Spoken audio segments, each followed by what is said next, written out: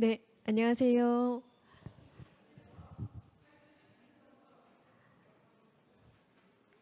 저기 뒤에 문 좀 닫아주시겠어요? 네. 예.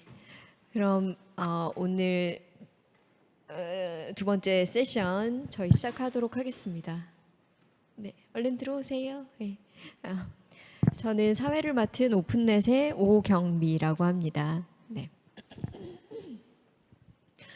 윤석열 정부 들어서 방송통신심의위원회 인터넷 표현물에 대한 검열이 또다시 강화되고 있습니다.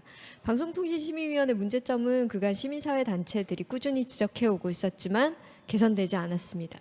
그래서 통신심의위원회에 이 악행이 또다시 반복되고 있는 이 상황이라서 저희가 KRIGF를 기회 삼아서 방송통신심의위원회 심의제도의 헌법적 문제와 개선 방안이라는 발제를 듣고 네 분 모신 토론자분들의 토론을 듣는 것으로 이번 세션 꾸려 나가도록 하겠습니다. 그러면 제가 간략하게 발제를 맡은 분 그리고 패널리스트 분들 소개를 해드리겠습니다. 발제를 맡은 오픈넷의 손지연 변호사님. 네. 그리고 심영섭 경희사이버대 미디어 영상 홍보학과 교수님이십니다. 예. 그리고 김여라 국회 입법조사처 과학방송통신팀장 팀장님이십니다. 예. 김동찬 언론개혁 시민연대 정책위원장이십니다. 네, 그리고 희우 진보네트워크센터 활동가이십니다. 네. 예, 그러면 손지연 변호사님 발표 부탁드립니다.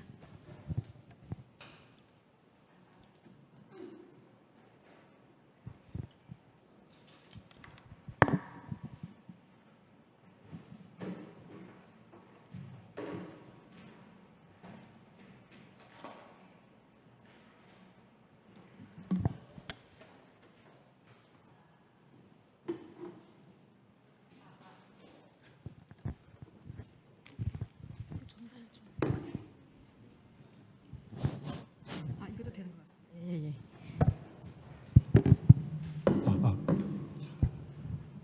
네, 안녕하세요. 저는 사단법인 오픈넷의 손지원입니다. 이번 세션은 여러분이 많이 알고 계실지는 모르겠지만 우리나라에서 굉장히 포괄적인 어떤 권한을 가지고 인터넷을 검열하고 있는 방심위의 통신심의 제도의 어떤 문제점과 그 권한을 행사하고 있는 방심위 기관 구조의 문제점을 생각해보는 그런 자리를 마련을 했습니다. 인터넷 거버넌스 문제에 있어서 인터넷상 어떤 정보에 대해서 정부가 어떤 통제권이라든지 검열 권한을 가지고 시민들이 볼 것과 안 볼 것을 정한다는 것이 그 굉장히 큰 거버넌스에 있어서 굉장히 큰 문제, 그리고 나아가서 이제 전체적인 민주주의 공론장 형성에 있어서 큰 역할을 행사하고 있는 것이기 때문에 여기에 대해서 문제점을 지적하는 것은 굉장히 중요하다고 생각하고, 그래서 이 세션을 사단법인 오픈넷에서 기획하고 제가 발제를 맡게 되었습니다. 그래서 여러분들께서 좀 생각을 해보시고 저명하신 토론자분들을 섭외한 만큼 조금 더 좀 현실적인 어떤 제도 개선 대안이 나오지 않을까 그렇게 생각을 하고 있습니다. 우선 방송통신심의위원회 통신심의 제도는 방송통신심의위원회가 인터넷사 정보의 내용을 심의하는 제도입니다. 이 엄격한 법적 의미에서의 사전적인 검열, 헌법상 위배되는 사전 검열 제도는 아니지만 이 행정권이 주체가 되어서 사법적인 판단이 없이 표현물의 내용을 심의를 하고 그 유통의 금지를 결정할 수 있다는 점에서 사실상 표현물에 대한 행정 검열 제도로 기능을 하고 있습니다. 그 소수의 국가에서 이런 유사한 제도들이 운용되는 나라들이 있는데 대부분 아동 청소년 성착취물이나 성착취물 같이 이제 불법성과 해악이 굉장히 중대하고 명백한 정보에 대해서만 한정적으로 아주 예외적으로 권한을 가지고 있는 반면 우리나라의 이 통신심의 제도는 불법 정보는 물론 유해성이라는 이런 추상적이고 광범위한 기준으로 인터넷상 표현물들을 검열하고 있고요. 이로 인해서 연간 20만 건에 달하는 인터넷상 정보들이 삭제 타산되고 있는 굉장히 세계적으로 거의 유일무이한 수준의 온라인 행정 검열을 수행하도록 하고 있는 제도입니다. 이런 통신심의 제도는 말씀드렸다시피 인터넷상 자유로운 정보의 흐름을 방해하고 표현의 자유와 알 권리가 같은 이제 시민의 기본권을 침해할 위험이 높아서 상당히 문제가 될 수 있습니다. 여기에 대해서 이제 현실적 문제를 지적하기 전에 헌법적인 문제를 먼저 검토를 해보자면 심의 기준 자체가 굉장히 불명확하다는 것인데요. 이 방송통신위원회 설치 및 운영에 관한 법률, 이 근거 법률 조항에서는 방송통신심의위원회의 직무로서 이제 정보통신망법상 규정된 불법 정보의 심의를 3호에서 정하고 있고, 4호에서 건전한 통신 윤리의 함양을 위해서 필요한 사항으로서 대통령이 정하는 정보의 심의 및 시정 요구를 규정을 하고 있습니다. 이 불법 정보를 심의하도록 하고 있는 3호와 달리 이 4호로 가면은 이제 건전한 통신 윤리의 함양을 위해서 필요한 경우라는 굉장히 추상적인 기준으로 심의를 할 수 있기 때문에 그 시정 요구는 이 4호로 수렴을 해서 이제 행하고 있고 3호에 기한 심의는 거의 없는 것으로 이렇게 보셔도 됩니다. 그래서 이 법률 조항의 위임에 따라서 그럼 건전한 통신 윤리의 함양을 위해서 필요한 경우로 대통령령이 정하고 있는 정보가 그럼 무엇이냐 하소 대통령령을 보면요. 그 불법 정보 및 청소년에게 유해한 정보 등 심의가 필요하다고 인정되는 정보라고 되어 있습니다. 그러니까 이 등 심의가 필요하다고 인정되는 정보, 이건 결국은 이제 심의의 주체들이 심의가 필요하다고 인정하면은 그게 심의가 이 대통령령상에 규정되고 심의를 할 수 있는 정보다라고 굉장히 포괄적으로 그냥 일임을 한 것과 다름이 없는 그런 개념인 것이죠. 그래서 이에 따라서 방송통신심의위원회는 결국 또 정보통신에 관한 심의 규정에서 이제 스스로 심의 광범위한 심의 기준을 마련해서 이렇게 규제를 하고 있습니다. 지금 여기 잘 보이지는 않는데 이제 그 심의 규정에서 대표적으로 문제가 있는 조항들을 열거를 해드리자면 어떤 외국의 정치, 종교, 문화, 사회에 대한 비방, 비하, 멸시 등 국가 간 우위를 현저히 해할 정보도 이 심의 대상이 되고 헌법에 반해서 역사적 사실을 현저히 왜곡하는 정보, 역사 왜곡 정보라고 해서 이렇게 하고 있고 또 범죄나 범죄인 등을 미화해서 범죄를 정당하다고 보이게 할 우려가 있는 정보, 그다음에 선량한 풍속, 사회 질서를 현저히 해야 할 우려가 있는 정보로서 폭력, 잔혹, 혐오, 구토, 방뇨, 우물 이런 걸 표현하는 것이나 아니면 과도한 욕설 등 저속한 언어 사용, 아니면은 사람의 정신적인 육체적, 정신적 고통을 사실적, 구체적으로 표현해서 잔혹, 혐오감을 주는 내용. 그다음에 가장 문제가 되는 게 이제 사회 통합 및 사회 질서를 저해하는 정보라고 해서 뭐 사회적 혼란을 현저히 야기할 우려, 학교 교육이나 교육 기풍을 해할 수 있는 그 내용, 아니면 특정 종교, 종파, 종교 의식을 비방, 왜곡하거나 조롱하는 내용, 굉장히 포괄적이죠. 그래서 이런 심의 규정에서는 굉장히 자의적이고 추상적인 개념을 기준으로 한 정보들까지도 이제 심의 및 시정 요구의 대상으로 나열되고 있고요. 그래서 일명 유해 정보, 이런 유해 정보도 시정 요구의 어떤 단계적인 방식의 제한도 없습니다. 그래서 이걸 뭐가 청소년 접근만을 제한할 수 있는 것뿐만이 아니라 그냥 성인의 접근까지 일률적으로 차단할 수 있는 여러분들 아시다시피 사이트 차단을 할 수 있는 제도라든지 삭제, 그런 시정력으로 바로 넘어갈 수 있기 때문에 결국은 이거는 국민에 대한 사상 건전성 검열로 기능할 수도 있는 그런 부작용이 있는 것입니다. 그래서 이런 판단자의 주관에 따라서 이렇게 현저히 달라질 수 있는 굉장히 추상적이고 불명확한 기준에 의해서 결국 국민이 볼 것과 안 볼 것이 결정되는 정보 통제와 건전성 검열이 이루어질 수가 있다라는 것을 문제점 지적하고 싶고요. 또 결국 이 건전한 통신윤리의 함양을 기준으로 한 이 유해 정보 심의를 헌법적으로는 이게 누가 봐도 이제 헌법상의 명확성 원칙에 위반될 수밖에 없는 기준입니다. 그래서 헌법재판소는 옛날에 그런 불온통신, 일명 불온통신 규제를 하고 있던 전기통신사업법 위헌 확인 사건에서 그런 이 유사한 취지의 판결을 내린 적이 있는데 이제 헌법상의 명확성 원칙이 왜 표현의 자유 규제에 있어서 특히 중요한 의미를 가지는가에 대해서 여기서 설시를 했었습니다. 그 불명확한 규범에 의한 표현의 자유 규제는 헌법상 보호받는 표현에 대한 위축적 효과를 수반하고 그로 인해 다양한 의견, 견해, 사상의 표출을 가능케 해서 이런 표현들이 상호 검증을 거치도록 한다는 표현의 자유의 본래 기능을 상실하게 하고 불명확한 규범에 의해서 표현의 자유를 규제를 하게 되면 헌법상 보호받아야 할 표현까지 망라해서 필요 이상으로 과도하게 규제하게 되므로 그 과잉금지 원칙, 비례 원칙과 조화할 수 없게 되기 때문에 그 표현의 자유 규제하는 입법에서는 명확성 원칙을 더욱 준수해야 된다 이런 거를 하면서 또 이에 따라서 그 결정에서는 인터넷 심의 기준이었던 공공의 안녕 질서 또는 미풍양속이 명확성 원칙에 위반된다고 판시하면서 국가가 유해성을 기준으로 어떤 표현물의 내용을 심의하는 유연성에 대해서 이렇게 설시를 하였습니다. 그 내용 자체를 불법성이 뚜렷하고 사회적 유해성이 명백한 표현물이 아닌 한 어떤 청소년 보호를 위한 유통 관리 차원의 제약을 가하는 것을 변론으로 하고 함부로 내용을 이유로 표현물을 규제하거나 억압해서는 아니 된다. 뭐 유해성에 대한 막연한 의심이나 유해의 가능성만으로 표현물의 내용을 광범위하게 규제하는 것은 표현의 자유, 민주주의 사회에서 표현의 자유 근본적인 정신과 조화될 수 없다.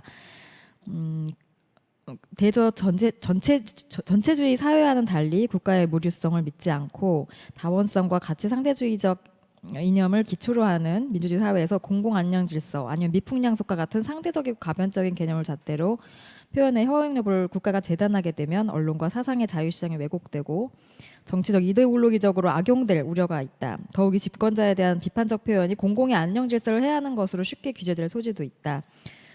그래서 우리 재판소는 민주주의에서 어떤 표현이나 정보의 가치 유무, 해악성 유무를 국가가 1차적으로 재단하여서는 아니 되고 시민사회의 자기 교정 기능, 사상과 의견의 경쟁 메커니즘에 맡겨야 한다고 확인한 바 있다는 것을 다시 한번 확인을 하면서 그런 구체적 불명확한 기준에 의한 인터넷 심의를 위헌으로 판시를 한 바 있고 이 판례에 따르면 사실 건전한 통신윤리의 함양을 위해서 필요한 경우 그리고 그 심의 규정 그런 위임에 따라서 결정되고 있는 그 심의 기준 중에 뭐 사회질서 혼란이라든지 이런 기준으로 한 심의는 위헌의 소지가 굉장히 높은 지금 전 헌법재판소들의 선례에 명백히 반하고 있는 것이 아닌가 이렇게 생각이 듭니다. 그리고 이 통신심의 제도의 헌법적인 문제로 이제 방심위의 법적 성격, 그러니까 그 판단권자인 방심위의 법적 성격과 그 구성의 문제를 지적하지 않을 수가 없는데 방심위는 사실은 굉장히 모호한 지금 법적 성격을 가지고 있습니다. 그 방심위 공식적으로는 지금 민간 독립기구라고 사실은 분류가 되고 있고요. 스스로도 이제 민간 독립기구라고 주장은 하고 있는데 헌법재판소와 법원은 방심위를 행정기관으로 이미 판례로 정의를 했고 방심위의 제재 결정이나 통신심의 시정 요구도 행정처분이라고 천명을 했고 이에 따라서 처분의 위법성을 확인한 그런 판례도 다수 있습니다. 왜냐하면 이 방송통신심의위원회 자체가 법적인 근거를 가지고 설립이 된 기관이고 운영 기금도 이제 정부 기금 국고에서 경비를 지급할 수 있도록 하고 있고 여러 가지 이제 기본권 직접 제약할 수 있는 제재 조치들을 결정을 할 수 있는 권한이 있고 그래서 이런 걸 종합적으로 고려하면 심의위원회를 공권력 행사인 주체인 국가행정기관으로 인정을 할 수가 있다. 라는 것이 이제 헌법재판소와 대법원의 판시 사항이고요. 결국 이 방심위는 행정기관이고 방심위의 통신심의 제도는 행정기관이 인터넷상 정보의 내용을 검열하는 것인데 이는 당연하게도 이제 민주주의 사회에서 헌법상 금기시되는 제도입니다. 왜냐하면 행정검열이 금지되는 이유는 근본적으로 사법부가 아닌 행정기관에 의한 심의는 국가의 정치적 영향력에서 자유로울 수가 없기 때문이죠. 그래서 행정기관은 세상적으로 국가 권력 영향 하에 있고 행정기관의 표현물 시비는 정부의 비판적인 합법적인 표현물들을 억제하고 여론을 통제하기 위해서 남용될 위험이 높기 때문에 이제 민주주의 사회에서 그런 행정검열이 헌법적으로 금기시가 되고 있는 것입니다. 근데 이 유해성과 같이 이제 자의적으로 해석될 수 있는 불명확한 기준으로 검열을 하고 있는 것은 물론이거니와 이 행정기관이 정보의 불법 정보 심의의 경우에도 그 불법성 여부를 판단하고 이를 이유로 유통을 금지시켜서 국민의 기본권을 제한할 것인지 여부도 사실은 전국적으로 사법부의 판단에 따라서 결정이 되어야 하는 문제입니다. 법률 전문가들로 구성되지 않은 위원회가 이제 고도의 법률적 판단이 필요한 음란, 아니면 명예훼손, 국가보안법 위반 같은 굉장히 고도의 법률적 판단이 필요한 불법성 여부를 판단을 하는 것은 그 자체로 큰 오류의 가능성, 즉 결과적으로 합법적인 표현물로 판단이 될 수 있는데 이제 표현의 자유 합법적인 판단물 될 수 있는 표현물까지 이제 금지시킴으로써 표현의 자유와 알 권리를 침해할 위험이 좀 높게 존재합니다. 또 이 규제기구로서의 성격, 그 규제기구로서의 권한이 주어지면은 그 정체성 때문에 보다 이제 그 중립적인 판단을 하기보다는 규제주의적인 시각에서 이거를 냅둬서는 안 된다라는 그런 시각에서 침해 대상을 판단할 수밖에 없기 때문에 표현의 자유와 알 권리를 과도하게 침해할 결정을 내릴 위험은 또 상당히 높습니다. 또 지금 현 정부에서 많이 비판을 받고 있는 지점인데 이 방심위의 정치적 구성의 문제도 상당히 심각한데요.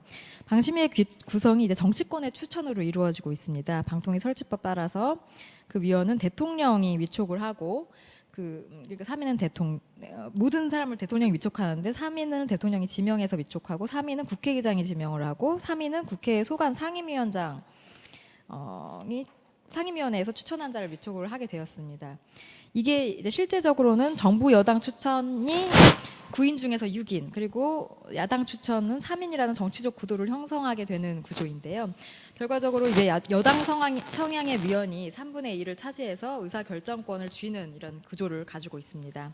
이 때문에 친정부적인 방향의 정치 심의가 행해질 위험이 더욱 높고 이러한 우려가 이제 곧 검토할 바와 같이 실제 문제 사례로 이어지고 있는데요. 그 지금까지 역사적으로 나왔던 그 문제 사례들을 조금 읊어드리겠습니다. 가장 유명한 사례가 EMB 18 노마라는 개정명에 대한 시정 요구였습니다. 이명박 정부 시절에 2011년에 있었던 일이고요. 그 계정명 알파벳으로 EMB 18 노마라는 트위터 아이디가 대통령에 대한 욕설을 연상시키는 유해 정보, 아까 과도한 욕설 그 침해 규정이 있었죠. 그 침해 규정에 위반되는 유해 정보로 해당된다면서 시정 요구를 했던 사례가 있었었고요. 그다음에 조중동 광고주 불매운동 게시물에 대한 임시 조치 및 시정 요구가 있었습니다. 2008년 촛불 시위 과정에서 조중동 보수신문들의 미국산 쇠고기 협상과 촛불 시위에 관한 왜곡 보도에 대한 항의의 일환으로 일부 이용자들이 신문에 대해서 광고를 싣는 광고주에 대한 불매 운동을 전개했던 시절이 있었습니다. 그때 이제 방송통신심의위원회가 이제 관련 게시글 다수에 대한 삭제의 시정 요구를 내렸었는데요. 그 삭제된 게시글 중에는 광고주 목록만을 게시하거나 링크만을 포함하고 있는 게시물 그리고 한겨레 경향의 신문 구독을 독려하는 그런 게시글들도 포함되어 있었고 이런 무더기로 제재를 한 사례인데 그 법원은 인터넷 사이트의 광고주 리스트를 단순 게재하는 것만으로는 이제 그거는 업무방해에 해당되지 않는다. 그래서 결국 이거는 합법 정보라고 판단을 내렸었는데 결국은 이 법원의 판단이 이루어지기 전까지 잠정적으로 방심위가 이건 불법 행위다, 업무 방해를 하는 불법 정보다라고 판단을 해서 내려버렸던. 그래서 합법적인 게시물들이 약간 7개월간 차단되었던 사례를 보여주고 있고요. 그다음에 쓰레기 시멘트 관련 게시글에 대한 임시 조치 및 시정 요구가 있었는데 그 다음에서 최병성 목사님이 최병성의 생명편지라는 블로그를 운영하고 있는 환경운동가 겸 목사님이신 최병성 목사님의 시멘트 제조 과정에서 폐쓰레기 사용으로 시멘트에 인체에 한 유해한 성분이 다량 함유되어 있다는 문제를 지속적으로 제기를 해오셨던 분입니다. 쓰레기 시멘트의 문제점. 근데 여기에 대해서 그 시멘트 회사의 명예훼손이 있다는 이유로 그때 신고가 되었었고 이거를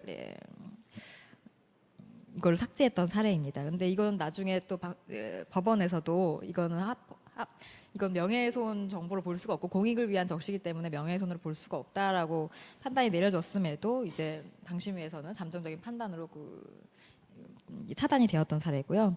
그다음에 또 김문수 전 경기지사에 대해서 그 당시에 2009년 사건인데요.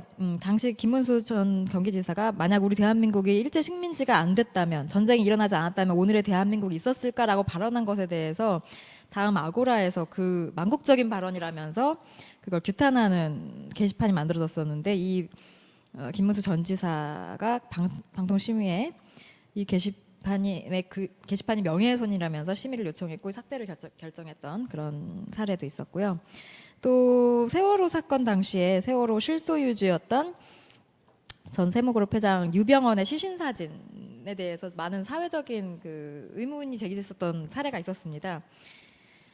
그 당시에 어떤 그 시신 발견했다는 그 사진 자체가 어떤 시신의 부패 정도나 그 뭐 수풀 그 주변에 뭐 수풀이 이렇게 너무 가지런하게 꺾여 있다 뭐 이런 걸로 이게 만약에 조작된 시신 사진이 아닌가라는 뭐 그런 의문을 일으키면서 이제 국민들 사이에서 그 시신 사진에 대해서 어떤 논의가 있었던 그런 사례였는데, 그때 아까 심의 규정 중에서 사람의 정신적 신체적 고통을 적나라하게 표현하고 있는 정보라고 해가지고 그 시신 사진도 삭제를 했던, 단순히 혐오스럽고 유해하다는 이유로 사회적인 어떤 논의의 대상이 될 수 있는 그런 이슈에 대한 사진들도 이렇게 삭제를 했던 사례입니다.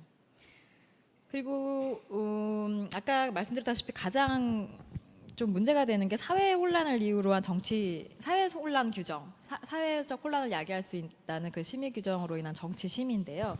여기에 대해서는 이제 국론에 반하거나 정부의 비판적인 표현물을 검열하는데 상당히 남용될 위험이 높은 심의 규정이죠. 그리고 실제로도 정치 심의 논란이 많았던 심의 규정입니다.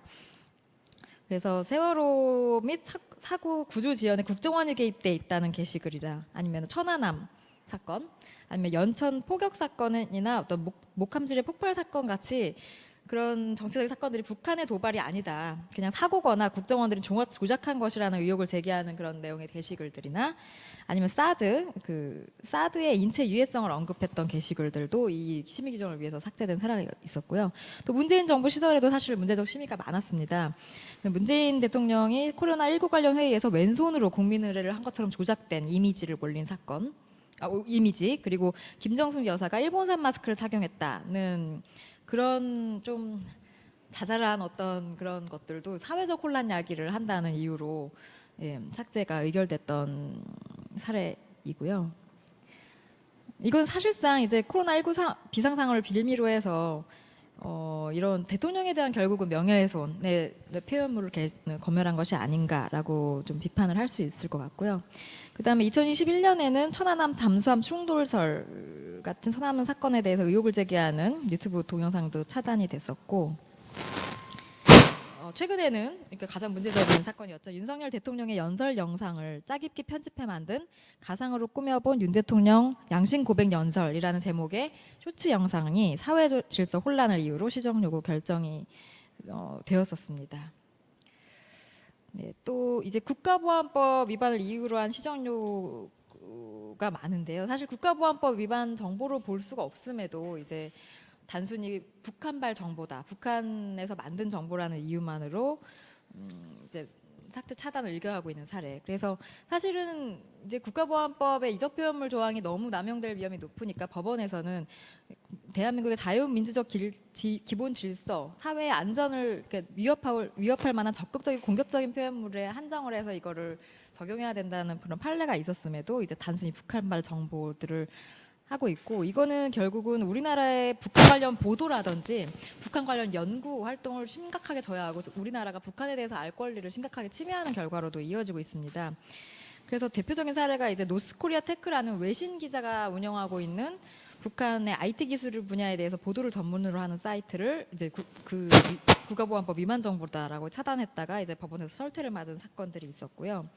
그다음에 또 북한의 관광지, 교육기관, 과학기술, 금융기관을 소개하고 있는, 아니면 장애인 단체라든지 이런 걸 소개하는 웹사이트들도 이제 삭제를 차단하고, 북한의 여성과 소녀가 출연해서 북한의 생활을 소개하는 브이로그 형식의 송화, 유미 등의 그런 블로그 계정이나 유튜브 채널을 차단 결정하고, 뭐 친근한 어버이라는 제목의 김정은 찬양 동영상도 이제 삭제를 하고, 그다음에 남북 교류 협력법에 따라서 통일부가 승인해서 이제 받은 북한의 조선 직업 총동맹 중앙위원회가 민주노총에게 보낸 어떤 연대사, 뭐 응원의 연대사 같은 거에 대해서도 차단 결정이 내려져 있습니다. 네, 그래서 이것도 북한에 대해서 알 권리라든지 우리나라의 북한의 학술 활동, 보도 활동들을 현저히 침해하고 있는 그런 사례들로 보이고요.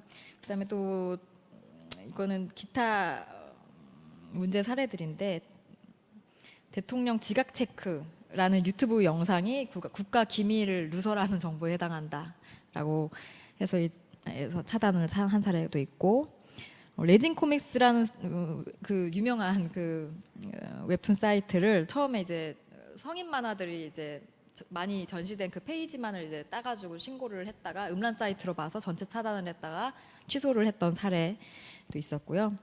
또 이거는 좀 이건 역시 조금 편견에 대한 건정성 검열로 볼 수 있는 사례인데 동성 간 키스 장면에 대해서 키스 장면을 표현한 웹드라마에 대해서 시정 요구를 내렸던 사례가 있습니다. 이게 2016년 사례였는데요. 이 방송심의에서는 대세는 백합이라는 그 유명한 그 유사한 서남여고 탐정단에서도 이런 동성애 코드가 있었어가지고 그 키스 장면이 방영됐었는데 거기에 대해서도 이제 경고 징계를 내렸었고 그 또 대세는 백합이라는 웹드라마에서 여성 간 키스 장면도 이제 그밖에 필요하다고 인정되는 사항 자율규제 경고로 청소년에게 유해하다라는 이유로 여기에서도 이제 시정 요구 결정의 일종의 시정 요구를 결국은 내렸던 그 성소수자에 대한 그러니까 뭐 이성 간의 키스와는 달리 동성애에 관한 키스는 이제 편견을 가지고 이게 청소년에게 유해하다라고 판단을 내렸던 사례이죠. 네, 그런 문제 사례들이 있었습니다. 그래서 이렇게 정치적인 것뿐만 아니라 어떤 그 일부 시위위원들의 본인들만의 어떤 견전성이나 유해성의 기준을 가지고 이제 사회의 어떤 건전성 기준을 재단을 하는 이런 제도의 위헌성에 대해서 다시 생각을 해볼 필요가 있고 전체적인 이 통신심의 제도 개선 방향에 대해서 이제 제언을 드리도록 하겠습니다.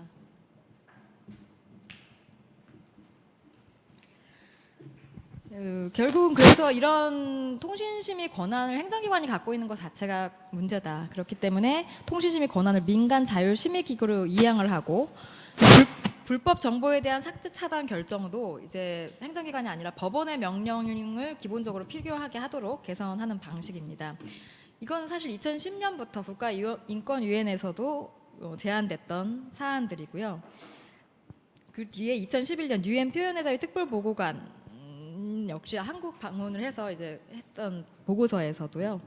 방송통신심의위원회가 정부의 비판적인 정보를 사실상 사후 검열 기구로서 기능을 하고 있는 이런 제도의 안전장치가 미흡하다는 점에 우려를 표한다고 하면서 대한민국 정부에게 방심위의 현 기능을 사법적 심사를 포함해서 남용을 방지할 수 있는 안전장치를 갖추고 있는 그리고 정치적 상업적 부당한 영향력으로부터 자유로운 독립기구에 이양을 할 것을 권고를 했던 사례가 있었고요.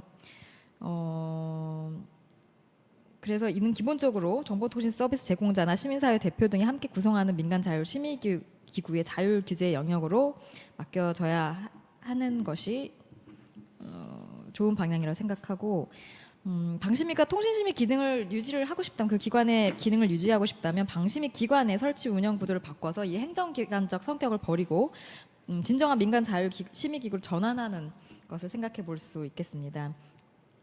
그리고 해악이 중대하고 명백한 이제 불법 정보도 있겠죠. 신속한 차단이 필요한 경우도 있을 수가 있는데, 근데 이 정보의 불법성 판단이나 불법행위를 이유로 표현의 자유라는 이런 기본권을 제한할 것인지 여부도 기본적으로 사법부의 판단이 필요한 영역입니다. 그래서 주요 OECD 국가들의 경우에도 기본적으로 법원의 명령 그리고 민간기구의 요청에 따른 자율규제 법원의 명령, 불법 정보에 대해서는 법원의 명령, 그리고 유해 정보에 대해서는 어떤 민간 기구의 요청에 따른 자율규제 형식으로 이루어지고 있고, 그다음에 그 대상도 이제 아동, 청소년 성착취물이나 저작권 침해 정보에 한정이 되고 있습니다.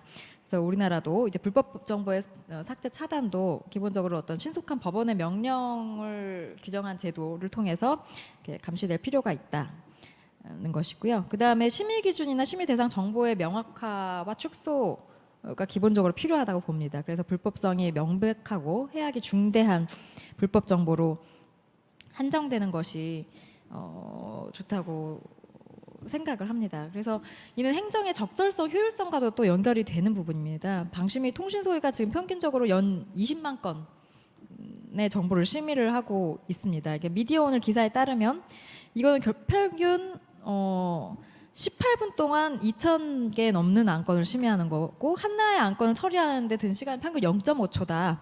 이런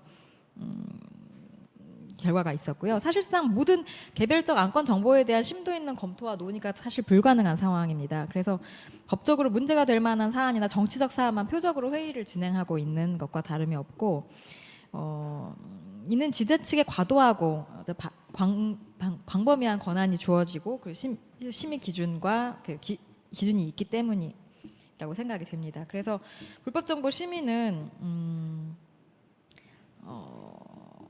좀 최소한 통신 심의 대상이 되는 정보, 통신 심의 기준을 한정 축소해서 위헌적 심의의 가능성을 줄여야 한다고 생각을 합니다. 그래서 건전한 통신 윤리의 함양을 위해서 필요한 사항이라는 그 불명확하고 포괄적인 규정을 삭제하고, 방심위의 심의 대상 정보는 이제 행정기관이 선제적으로 개입을 해서 차단할 만큼 굉장히 불법성이 중대 명백하고 해악이 급박하고 심대한 정보, 예를 들면 아동 청소년 성착취물, 그리고 디지털 성폭력물, 그리고 국민의 신체 재산에 명백하고 급박한 위해를 가할 수 있는 그런 어떤 사기 피싱 정보라든지 이런 걸로 한정해서 합류하는 것이 헌법 합치적이고 행정의 효율적 측면에서도 바람직한 방향이 아닐까 생각이 되고요. 또 결정적으로 지금 가장 정치 심의의 원인이 되고 있는 위헌 구성 방식의 변경도 상당히 필요하다고 보입니다. 그래서 이 정치권 추천 인사들은 본인을 추천한 정부나 정당에게 유리한 방향으로 정치적인 보은 인사를 통해서 정치적인 심의를 할 위험이 굉장히 높습니다. 근데 이제 민주주의 사회에서 표현물의 내용을 검열하고 제재하는 기관은 특히나 정부와 정치 권력으로부터 최대한 자유롭고 독립적인 방식으로 구성되고 운영되어야 한다는 것은 가장 기본적인 원칙이죠. 그래서 이러한 원칙에 입각한 방심위원회 구성 방식의 개선이 무엇보다 시급하다고 지금 생각하고 지금 22대 국회에서 먼저 수행해야 될 것이 아닌가라는 생각이 듭니다. 그래서 현재 정부, 국회 측 추천 방식을 폐지하고 간행물윤리위원회나 언론중재위원회 같이 유관기관, 전문가 단체 추천 방식을 도입해야 된다고 봅니다. 근데 사실은 이 추천 기관과 단체를 지정하는 권한 역시 위촉권자에 의해서 남용이 될 수가 있습니다. 그 단체는 굉장히 무수히 다양한데 어떤 단체가 그럼 어떤 단체 추천권에 우선을 둬서 할 것인지에 대해서도 지금 사실 그런 제도도 정치적으로 또 남용되고 있는 걸 보고 있는 상황이기 때문에, 그래서 이 위촉권, 추천권 등 위헌 구성과 관련된 권한도 최대한 분산시키는 방안을 함께 고려해야 됩니다. 그래서 다양한 이해가 관계자들로 구성된 독립된 민간 인사위원회를 구성해서 위원 임명과 위촉에 있어서 이들의 검증 절차와 동의를 요하는 그런 방식도 고려할 수 있을 것 같고요. 그다음에 무엇보다 위원회 정수를 대폭 늘려서 소수의 의원에 따라서 좌지우지되는 상황을 좀 방지를 하고, 그다음에 그들의 전문성을 보증할 수 있는 요건 규정도 추가할 필요가 있다고 생각이 됩니다. 현재는 그런 전문성을 보증할 수 있는 요건 규정이 전혀 없는 것으로 알고 있고요. 그리고 또 방심위가 행정기관으로서의 어떤 그 성격과 표현물 미디어에 대한 검열권, 제재권 이런 권한들을 포기할 수가 없다면 그 중대한 법적 지위에 걸맞도록 그 책임성도 강화하고 위원들의 활동이 적절히 감시 견제될 수 있는 수단, 그러니까 지금 예를 들면 기관장도 인상청문회와 탄핵의 대상이 될 수 있도록 하는 등의 이제 방송통신위원회에 준하는 인사 절차를 적용하는 등의 방안도 마련될 필요가 있다고 보입니다. 네, 그리고 기타 사항, 이거는 부수적인 사항으로서 이제 유해 정보 심의를 당장 폐지하는 것이 어렵다면 그 유해 정보에 대해서는 전면적인 성인의 접근까지 전면적으로 차단하는 삭제 차단의 시정 요구를 할 것이 아니라 청소년의 접근만 차단할 수 있도록 이제 엄격히 그 불법 정보와 유해 정보를 분리하고 그 접근 그 조치도 그에 걸맞도록 이제 엄격히 분리하는 방안의 개선 방향도 모색할 수 있겠고요. 또 최소한 통신심의 제도가 정치적으로 남용되지는 않도록 그 권리 침해 정보, 명예훼손 정보라든지 유해 정보 심의 신청의 경우에는 국가기관이나 고위 공직자의 심의 신청을 각하하도록 하는 심의 규정을 제정하는 것도 고려할 수 있을 것으로 보입니다. 여기에 대해서는 이제 토론자 분들께서 좀 더 첨언을 해주셔가지고 좀 더 발전적인 방향의 개선 방향이 나오기를 기대합니다. 네, 이상입니다. 네, 손지원 변호사님 발제 잘 들었습니다. 수고 많으셨습니다. 음향 상태가 조금 고르지 않았는데 사과드립니다. 방송통신심의위원회 헌법적 문제를 먼저 검토를 해주셨고요. 검열 기준의 과도함, 부작용에 대해서 지적을 해주셨습니다. 그리고 건전한 통신윤리의 함량을 기준으로 하는 유해정보 심의가 위헌성을 가진다는 점도 지적해 주셨고요. 그리고 방송통신심의위원회의 법적 성격과 구성의 문제 역시 헌법상 금기시되는 제도라고 지적을 하셨습니다. 문제를 가진 이런 방통심의위로 인해 어떤 문제적인 사례들이 벌어졌는지도 정리를 해주셨고, 마지막으로 통신심의 권한을 민간자율심의기구로 이양하고 불법 정보에 대해서 삭제 차단하는 결정은 법원의 명령이 필요하도록 개선할 것, 그리고 심의는 불법성이 명백하고 해악이 중대한 불법 정보로 한정할 것, 그리고 정치권의 역학에 통신 심의 기준이 좌우되는 우려를 막기 위해서 위원 구성 방식 변경이 필요하다, 이렇게 지적을 해주셨습니다. 그러면 토론을 통해서 보다 나은 방송통신심의위원회의 개선 방법들이 나올 것 같은데요. 저희가 2시 30분까지가 주어진 시간이라서 굉장히 시간이 아주 넉넉합니다. 그래서 10분, 15분 정도 토론해 주시면 될 것 같고, 그렇게 그 다음에 저희가 플로어로 또 넘겨서 Q&A 세션까지 진행을 하도록 하겠습니다. 그러면 김여라 팀장님 토론부터 들어볼까요?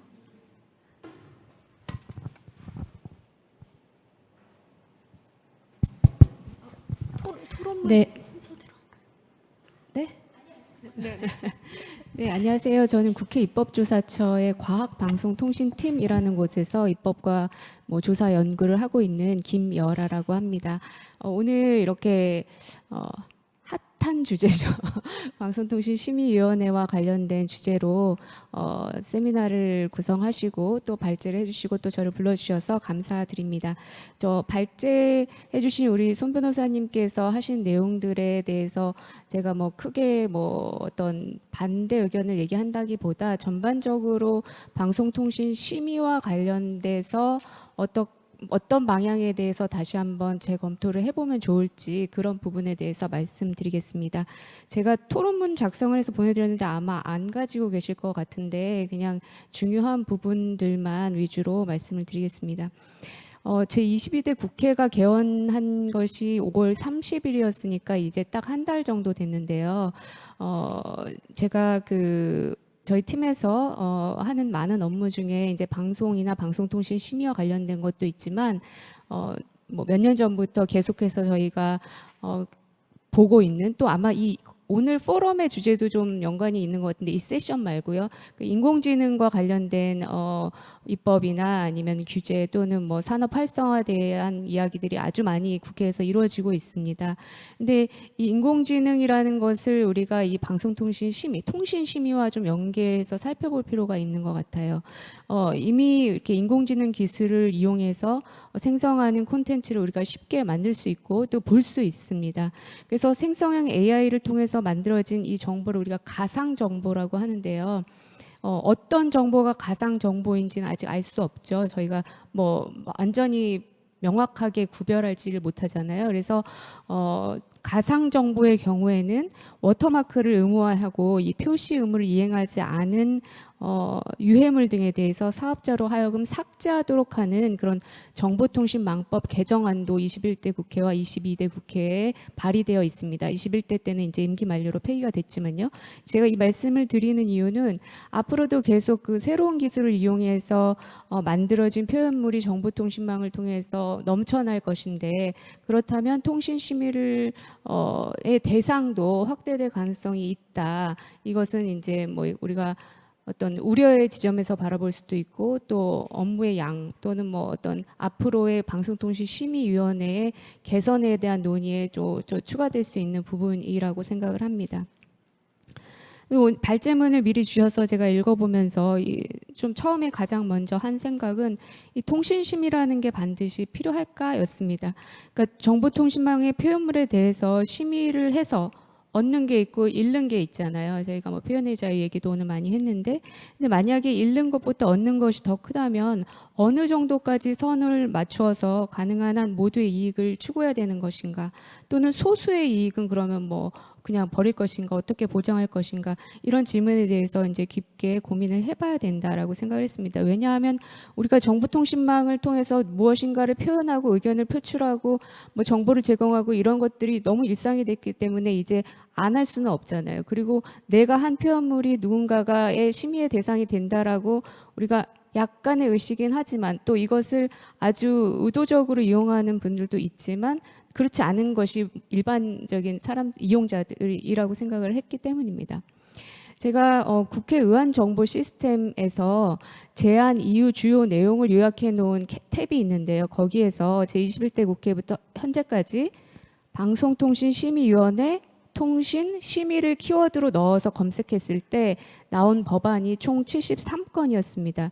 이 중에서 오늘 논의하고 있는 내용에 맞는 방송통신 관계 법률은 약 22건이었거든요. 그 대부분은 이제 정보통신망법과 방통위법에 집중이 되어 있었고, 그 밖에는 방송법, 전기통신사업법, 뭐 인사청문회법, 미디어교육재정법, 저작권법, 아동청소년보호법 등의 법률 개정이었습니다. 이 개정안의 주요 내용을 보면 이제 방송통신 심의와 관련된 어떤 내용들이 쟁점인지를 좀 입법적으로 알 수 있는데요. 첫 번째는 방송통신심의위원회 위원 위촉이나 결격 사유를 강화하자, 뭐 구성을 다르게 해보자, 이것이었고요. 그 다음에 방송통신심의위원회 위원장의 인사청문회 도입을 해야 된다라는 안, 그리고 마약 정보 등 마약이 요즘 또 범죄 중에 이제 많이 이렇게 주변에서 볼 수 있는 것으로 떠오르고 있잖아요. 그래서 마약 정보 등에 대해서는 서면 심의나 또는 온라인 영상회의 심의로 이제 좀 하자라는 것, 그리고 메타버스의 디지털 성범죄 대응 강화해야 된다. 불법 정보 유통 방지 책임자 의무를 부과해야 된다. 그리고 방송통신 심의 대상에서 보도는 제외해야 된다는 안, 그리고 정보통신 서비스 제공자의 이용자 위원회 설치를 의무화해서 대응해야 된다. 뭐 온라인 분쟁 조정위원회를 설치해야 된다. 불법 정보 처리에 관해서 사업자에게 투명성 보고서를 제출하도록 의무화해야 한다.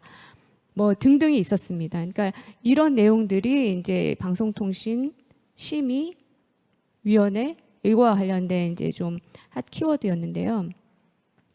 이렇게 국회에서의 법률 개정 논의를 바탕으로 해서 현재의 통신 심의와 관련해서 저는 한 3가지 정도로 좀 살펴볼 필요가 있다라고 생각했습니다. 첫 번째는 기존 통신 심의 규정 체계나 내용에 대해서 전반적인 재정비가 필요하다는 것입니다. 통신 심의를 하려면 정보통신에 관한 규정에 따라서 이제 심의를 하잖아요.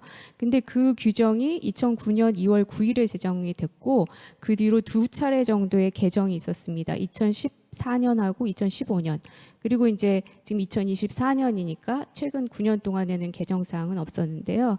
2014년의 개정 내용을 보면 심의 규정 적용 범위에서 국외에서 적용되는 정보를 명시해가지고 국외에서 적용의 정보도 이제 같이 한다라는 제3조가 신설이 됐고 그 뒤에는 정보통신망법 제44조의 7 제1항에 따른 불법 정보의 유형을 구체화해서 나열해가지고 이제 심의를 하고자 했던 거죠. 그리고 2015년에 개정됐을 때는 명예훼손 등 일부 권리침해 정보에 대해서 심의 신청 자격의 제한 규정을 완화하는 부분이었습니다. 즉 이제 이 명예훼손에 대한 방통위의 그 행정 처분이 반의사 불처분인 만큼 위원회 시정 요구도 당사자의 의사에 반해서 할 수 없도록 하는 그런 조문 정비가 있었습니다.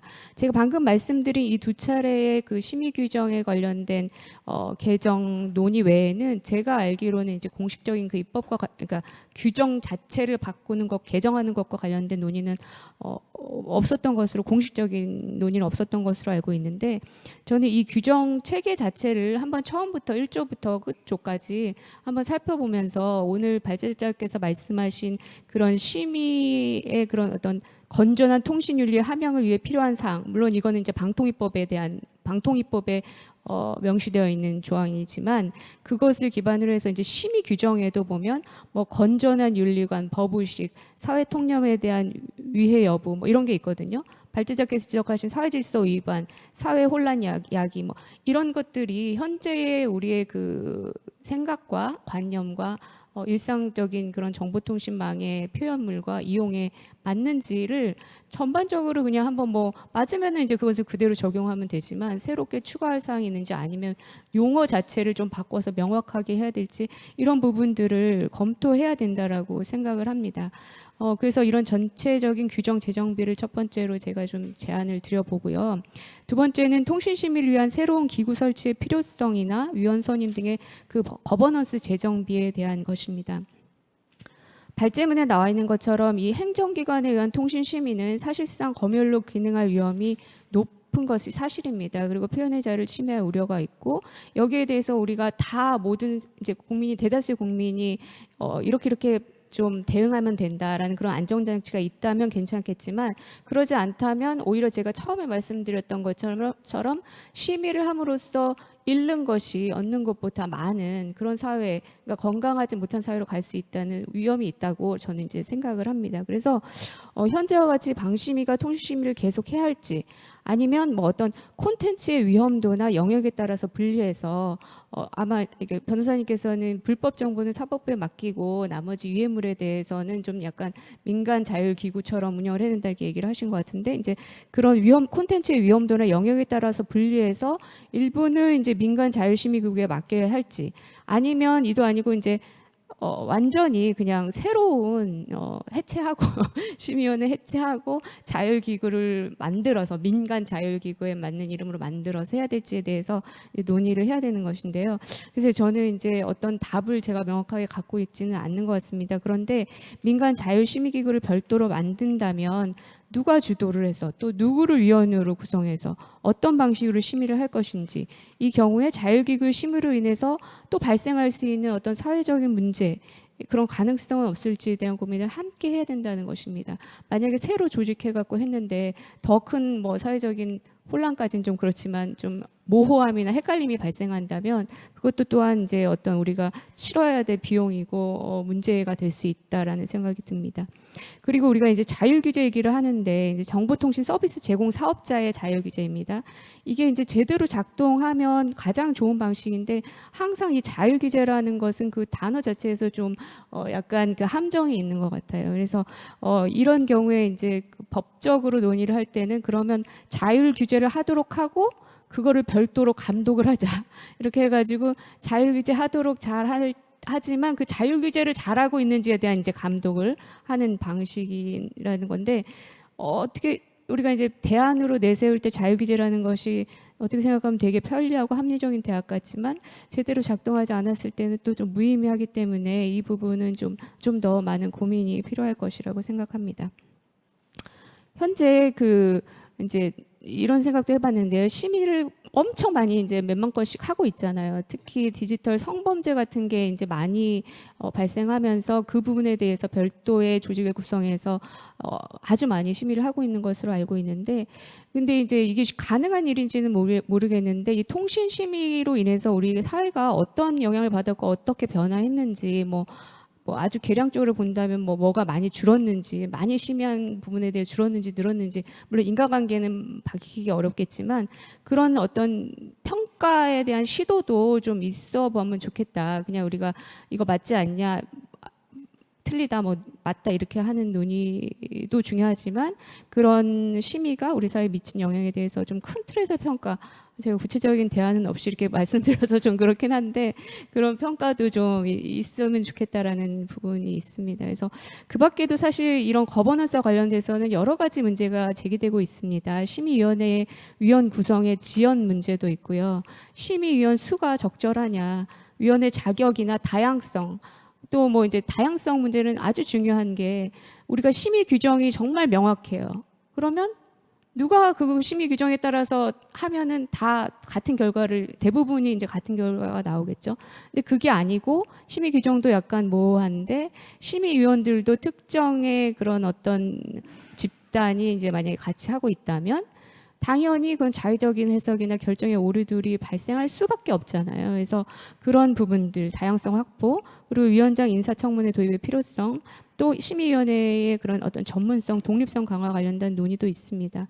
이런 부분들에 대한 것이 있고요. 그다음에 이제 마지막으로 제가 그냥 이거는 그냥 항상 제가 갖고 있는 생각인데 어떤 행동이 통신심에 적용되는지, 물론 이제 통신심이라는 것이 현재의 통신심의가 제 마음에 안 들 수 있지만 되는지, 아니면 이용자 나만이 아니라 본인이 아니라 다른 이용자에 대해서 나의 어떤 행위가 문제가 될 수 있는지를 잘 인지하는 것도 중요하다고 생각합니다. 저희가 은근히 이용자로서 잘 모르는 부분도 많이 있다라고 생각을 하거든요. 그러니까 그래서 일상생활에서 정보통신 이용 행위를 하면서 좀 너무 원론적인 얘기 같긴 한데, 서로가 서로에게 어떻게 예의를 갖추고 존중하면서 이 표현의 장을 잘 이용하는가, 이것은 저는 가장 중요하다고 생각합니다. 우리가 흔히 말하는 그런 리터러시의 문제가 아니고 그냥 이 기본적인 그런 인간을 대하는 이 표현물의 공간에서 그런 문제라고 생각합니다. 그렇다고 뭐 표현을 절제하자거나 뭐 현재 심의에 순응해서 뭐 하자 이런 얘기는 절대 아닙니다. 근데 특히 이 부분에 있어서 아동이나 청소년은 별도로 저는 이제 접근을 해야 된다고 생각합니다. 아동이나 청소년을 포함해서 이제 상대적으로 소외되고 약자인 자들의 권리, 이분들의 이야기에 심의와 관련해서 저희가 귀를 기울이지 않는 것 같아요. 제 생각에는.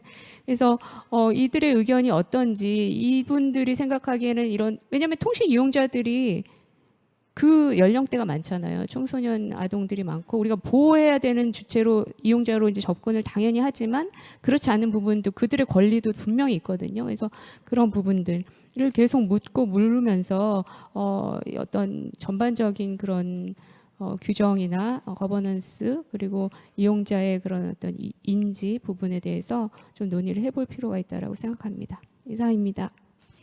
예, 예, 김여라 팀장님 감사합니다. 비슷하게 그 통신심의 재정비 재구성에 관련한 의견도 주셨고, 그다음에 실증 연구 부분은 저도 좀 흥미가 갔습니다. 그다음에 인터넷 이용자들이 가져야 되는 소양, 이런 것들 해서 한 4-5가지 말씀을 해주셨던 것 같습니다. 저희가 오늘 토론자로 나와주신 분들의 그 기본적인 그 논의 방향성이 손변님 앞에 발제해주신 손지원 변호사님의 거하고 방향하고 그렇게 크게 다르지 않은 것 같아요. 그래서 3분 나머지 토론을 저희가 한꺼번에 다 듣고, 이제 손변님께서 또 따로 이제 말씀해 주실 것이 있으면 듣고 그 다음에 Q&A 세션으로 넘어가도록 하겠습니다. 그러면 심영섭 교수님 토론 그 다음으로 이어가겠습니다. 예, 심영섭입니다. 그 손전 변호사님하고는 예전에 제가 4기 방심위원 할 때 그때 여러 번 뵙고, 또 뭐 그런 인연으로 그 오늘 토론에 또 오게 된 것 같습니다. 사실 그 오늘 그 하신 말씀 중에서 뭐 동의하는 부분도 있고 동의하기 어려운 부분들도 있긴 한데요. 근데 한 가지 이제 몇 가지만 먼저 말씀을 드리고 들어가면, 미디어 오늘이 보도한 것처럼 하루에 방심위원들이 2,000건에서 10,000건 정도를 심의해가지고 그 삭제나 접속 차단을 결정하는 건 맞는데, 그건 건수가 그런 거고요. 안건은 그렇게 많지가 않아요. 왜냐하면 온라인에서 그 유통되는 정보라는 게 동일한 정보거든요. 예를 들면 뭐 특정한 상표를 도용해가지고 그러니까 가짜는 아니죠. 특정한 상표를 도용한 상품을 이제 불법적으로 판매하는 거죠. 그런 정보를 URL만 다른 정보로 해가지고 100개에서 많게는 막 1000개 정도를 유통시키기 때문에 실질적으로 그 묶으면 안건 수로는 많지는 않은 거예요. 그러니까 심의위원들이 뭐 10,000건을 보지도 않고 하는 건 아니고, URL을 다 보지는 않겠죠. 근데 그 안건 자체는 다 보기 때문에 어떤 면에서 통계의 오리라고 볼 수 있을 거예요. 그 기사 자체로는 사실 말이 안 되는 기사거든요. 근데 사실 어려운 건 뭐냐면 디지털 성범죄 척취물이에요. 그 경우에는 들여다보는 것 자체가 어렵고요. 그리고 들여다볼 경우에는 이게 동일한 정보는 거의 없어요. 조금씩 변형이 되거나 이제 편집을 해가지고 올리거나 뭐 어떤 건 별의별 짓을 해가지고 다 올리는데, 그러한 경우는 사실 일일이 봐야 되는데, 그 디지털 성범죄 심의를 도입하기 위해서 그때 많이 노력을 했었고, 제가 처음에 이제 그 소위 위원장 맡고, 그는 그거만 한 1년 반 동안 한 것 같아요. 그러고 나니까 나중에 이제 지치더라고요. 이게 심의위원들이 자기 개인 이메일로 봐야 돼요. 그 정보를 받으면. 그러면 구글에 예를 들면 제가 제 아이디로 들어가서 그 정보를 봐야 되는데 최근까지도 그 제가 구글에 들어가서 뭔가를 검색하면 제일 먼저 뜨는 게 그 디지털 성범죄물이에요. 저한테 추천해 주는 거죠. 자동 AI 알고리즘으로. 그 문제를 구글 측에서 문제를 제기했는데 자기들도 그렇게 안 한다라고 얘기해요. 그래서 제가 뭐 차단할 수 있다 그러는데 그게 안 되더라고요. 그러니까 이거 근본적으로 이 사업자들과 조정할 문제가 많은 거죠. 아까 말씀하신 것처럼 저도 그 자율심의 제도가 더 바람직한 제도라고 생각을 하거든요. 하고 있고 그 행정심의 기관이죠. 방심이라는 게 아까 그 손 변호사님 말씀하신 것처럼 뭐 크게 한 4가지 정도 될 것 같아요. 일단은 위원들을 그 방통위 설치법에 따라 가지고 정부 여당과 야당이 추천해서 임명한다는 것. 그럼 글자 그대로 뭐 행정기구라고 거의 볼 수가 있는 거죠. 두 번째로는 예산 자체가 국고라는 것이고, 세 번째로는 심의 규정 자체가 법으로 정해져 있기 때문에 그거는 민간 자율이거나 독립된 기구라고 볼 수가 없는 거죠. 그건 행정 규칙이에요. 행정 규칙을 수행하는 것이고, 그리고 마지막으로 결정을 내리게 되면 그 결정 자체는 행정 조치로 연결되어 있어요. 방통위가 방심위가 한 결정을 뒤엎을 수가 없어요, 법적으로. 물론 지금 위원장하고 위원은 그렇게 하실 수 있을 것 같긴 한데 그분들 뭐든지 할 수 있는 분들이 있는데 원래는 못 하게 돼 있어요. 그 얘기 무슨 얘기냐면 방심위원들이 그 최종 결정권을 갖는다는 얘기거든요. 그건 이 사람들이 저도 거기에 있었지만 결국은 그 행정 규제 기관의 위원들이라 볼 수 있는 것이고요. 실제로 그 위원들도 그 사실상 장차관의 예우를 받거든요. 뭐 여러 가지 다양한 것들을 그렇게 보면 공무를 수행하는 사람들이 봐야 되고, 그 형식상은 공무 수행을 하는 사인들이고 민간인이라고 하지만 실질적으로는 그 행정 규제 기관을 볼 수 있다는 게 법원도 그래서 판단한 거죠.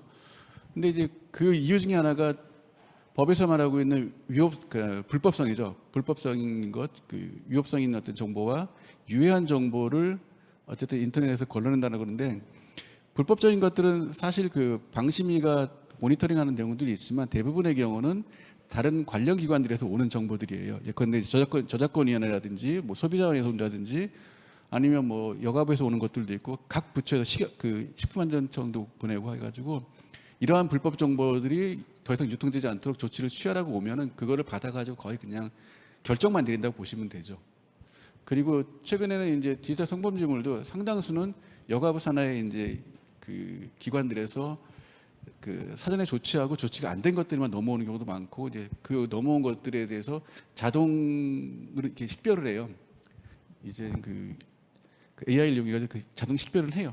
그러니까 인터넷 속에서 그것을 걸러내는데, 그러면 직원들이 이제 목록화해가지고 그 일괄 처리하는 방식이라고 보시면 되는 겁니다. 근데 문제는 그 아까 말씀하신 것처럼 건전한 정보죠. 건전한 어떤 그 통신 윤리를 함양한다는 건 되게 자유적이거든요. 방심위원들이 가장 많이 받는 비판이자 동시에 지금 가장 첨예하게 나타나는 현상은 뭐냐면 무한 재량권에 있는 거거든요. 그 종결 권한을 갖고 있기 때문에 어떤 사안에 대해서, 근데 이게 사법적인 사안들이라 봐야 되는 것들이 대부분이거든요. 그러면 그 권한은 법원에 갖는 게 맞죠. 근데 권한을 지금 실질적으로는 그 방심위원들이 행사하고 있고, 그 무한 재량권을 가지고 과도한 행위를 하고 있는데, 그러면 이렇게 과도한 행위를 할 수 있는 정도의 충분한 그 전문성을 갖추셨겠죠. 그리고 뭐 대표성을 갖추셨겠지만 그게 법원이 계속해서 가처분을 할 때마다 인용하고 있다라는 건 부족하다는 얘기죠. 충분하지 못하다는 거예요. 그래서 이제 저도 뭐 다른 것들은 이제 나중에 토론하실 분들도 말씀하실 것 같아서 두 가지를 말씀드릴게요. 하나는 이제 자율규제 제도인데요.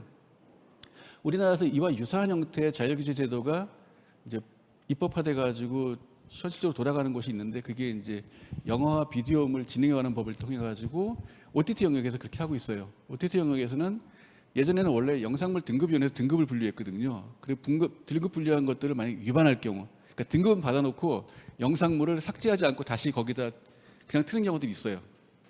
예를 들면 이제 성인물 같은 경우, 그러면 영등위에서 이제 제재 조치하고 했었는데, 그걸 바꿔가지고 이제는 그 사업자들이 그 등급물 그러니까 자율적으로 등급을 부여할 수 있도록 제도화했고, 그리고 각 사업자들이 이제 운영을 하고 있고요. 영등위는 기준만 제시해요. 기준만 이런 기준을 제시하고 그 기준에 따라 가지고 그 수행을 했는지, 등급을 제대로 부여했는지, 등급이 제대로 부여하지 않으면 이제 시정 조치를 요구하게 되죠. 사후적으로. 그리고 또 영상물에 대한 등급을 부여하지 않고 그 틀거나 혹은 부여받았는데 그거를 그 짜집기 해가지고 규정을 위반할 경우는 원래는 그 영비법에 따르면은 방심위의 그 유법성 여부를 판단하도록 되어 있는데 현재 방통위설치법엔 방심위가 그 역할을 하도록 그 규정이 없어요. 그러니까 중간에 지금 붕 떠 있는 상태라 볼 수가 있겠죠. 뭐. 근데 그런 그 문제가 있지만 영비법을 통해 가지고 자율 규제가 어떻게 하면 그 운영될 수 있는가라는 걸 보여준 실증 사례가 있고요. 실제로 잘 돌아가고 있습니다. 여기에는 OTT는 대부분 글로벌 사업자들이 많잖아요. 넷플릭스를 비롯해서 뭐 아마존 프라임은 안 들어왔나요? 예. 디즈니 플러스가 있죠. 그리고 이제 애플 TV도 있고 다 들어오는데 우리나라 이제 그 넷플릭스 그 뭐죠? 웨이브하고 티빙도 있고. 근데 통신은 좀 어렵긴 할 것 같아요. 왜냐하면 통신 영역은 그 크게 두 가지 사업자가 그 역내 사업자, 역외 사업자들이 확실히 구분되는데요. 그러니까 글로벌 사업자들은 사실상 통제를 받지 않아요.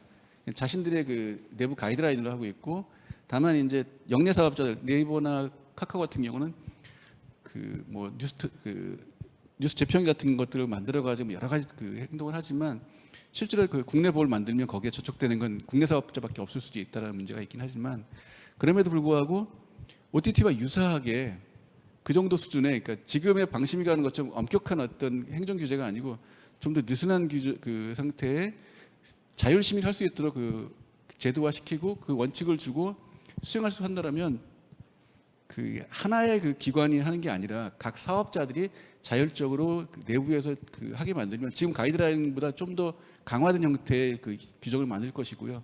그럼 충분히 그 작동하지 않을까 생각이 듭니다. 그걸 보통 이제 대부분의 국가에서 그 도입하고 있는 승인적 자율 규제라고 하거든요. 정부가 승인해 주는 건 무슨 얘기냐면 원칙을 제시해주고 그 원칙에 따라 가지고 이분들이 그 원칙에 따라 이제 심의 규정을 만들고 또 각각 그 외부 전문가로 심의위원을 위촉하는 거죠. 그 내부적으로 조치를 취하고요. 근데 여기서 만약에 제대로 그 조치가 취하지 않으면 당연히 어쩔 수 없이 이제 행정규제기관이 그걸 담당해야 되겠죠. 제가 이제 사례 연구를 쭉 해보면 독일이나 스웨덴 같은 경우 방송 영역은 1년에 그 40건 정도밖에 안 돼요. 사후적으로 그 행정기관이 심의하는 내용 자체가 통신도 그렇게 많지는 않아요. 물론 이제 불법 정보는 아예 다른 영역이고 불법이 아니라 유해한 정보라고 우리가 보통 얘기하는 것들. 그 얘기는 작동을 한다는 거죠. 그 자율적으로. 이제 그러한 제도를 그 충분히 의도할 수 있다라는 생각이 들고요. 저는 그 새로운 어떤 그 제도적인 발명이 필요하긴 한 것 같아요. 새로운 경로를 만들어줘야 되는데 이제 아까 그 김유라 팀장님 말씀하신 것처럼 지금 제도보다 더 나빠지면 안 되잖아요.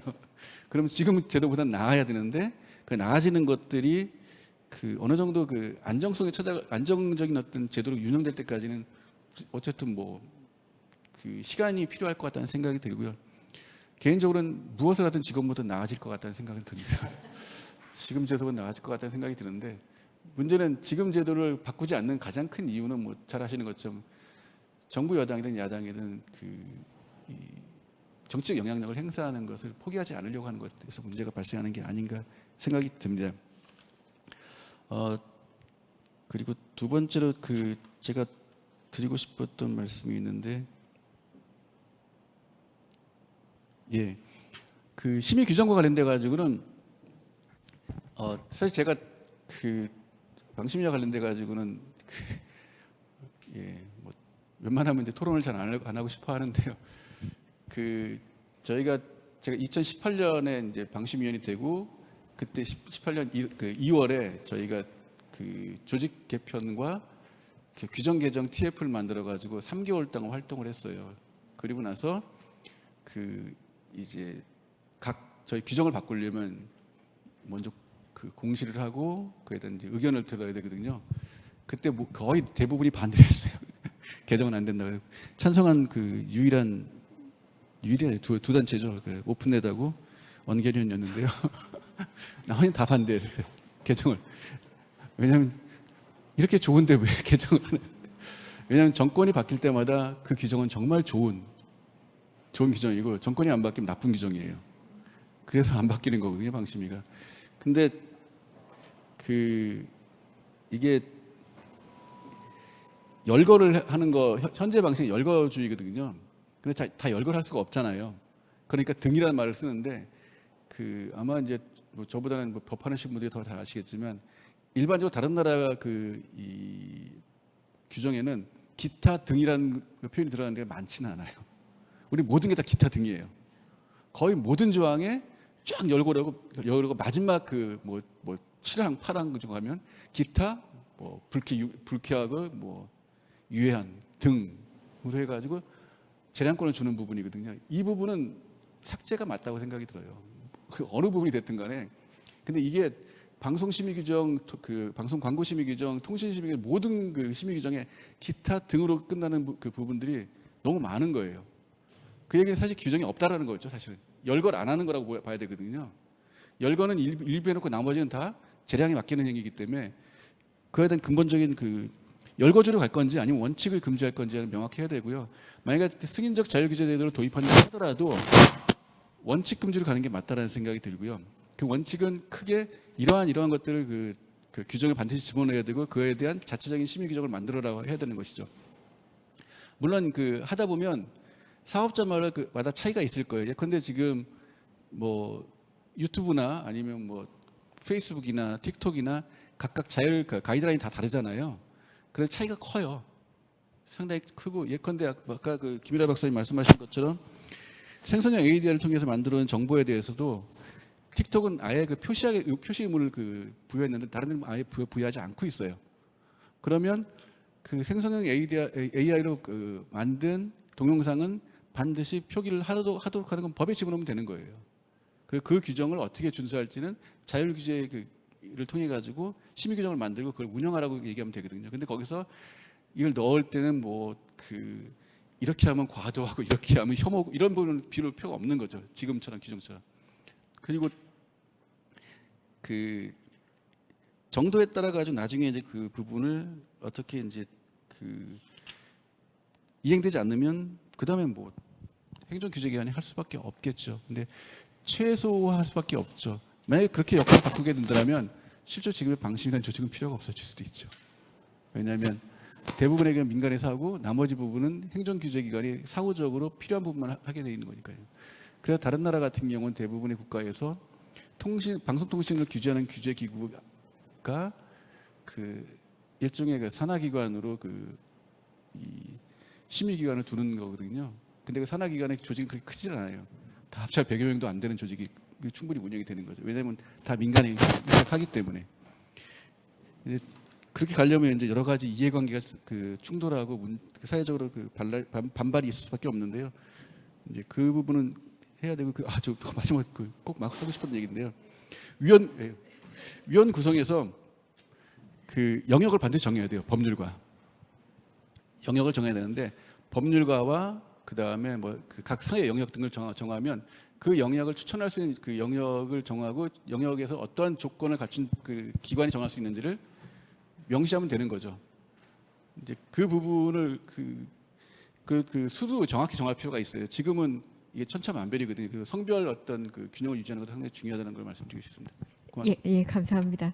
시간이 아주 넉넉할 거라고 생각했는데 네, 저희가 벌써 20분밖에 남지 않았어요. 이 다음에 또 세션이 있어가지고 저희가 시간을 좀 지켜줘야 될 것 같거든요. 그럼 바로 김동찬 선생님 토론으로 들어가겠습니다. 예. 네, 언론개혁시민연대 김동찬입니다.